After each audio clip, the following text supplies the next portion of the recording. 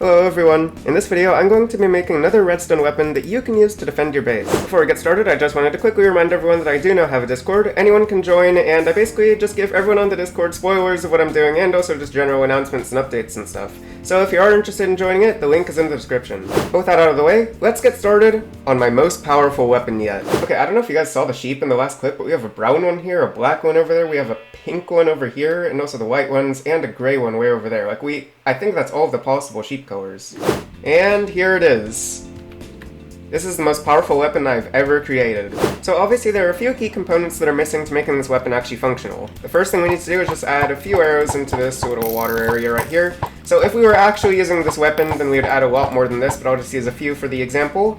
And then we want to add some TNT right here, and if we set that off, then you'll see once it goes off, then all of the arrows will go flying out in every which direction. So before you can understand how the weapon works, you'll first have to understand a few things. Firstly, how arrows work. So arrows do more damage depending on how fast they're going. So a bow that is unenchanted will shoot slower than a bow with power 5. So if we go ahead and fire one of them, and then fire the other, with the same charge, you'll see that the power 5 bow goes a little bit further. And the reason the power 5 bow goes a little bit further is because it fires the arrow faster and thus doing more damage. Another aspect of how this weapon works is how explosions work. So as you can see, we have an iron golem right here, and if we have a weak explosion, like just a single piece of TNT, when we set it off, we'll see that the iron golem will get pushed, but it won't go exactly that far.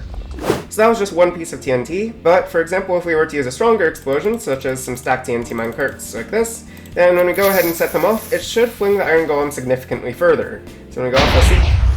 Oh, that was way further than I was expecting.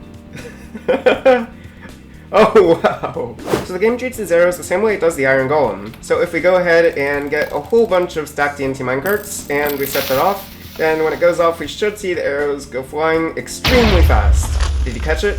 So once all the arrows are in place, this weapon becomes extremely dangerous. As you can see, we still have our protection for Netherite on, so if we go ahead and press this button, then we need to very quickly run away. We'll set ourselves into survival. And it kills us even from that far away. This weapon is so strong, the arrows have managed to make their way into the mountains from all the way over there.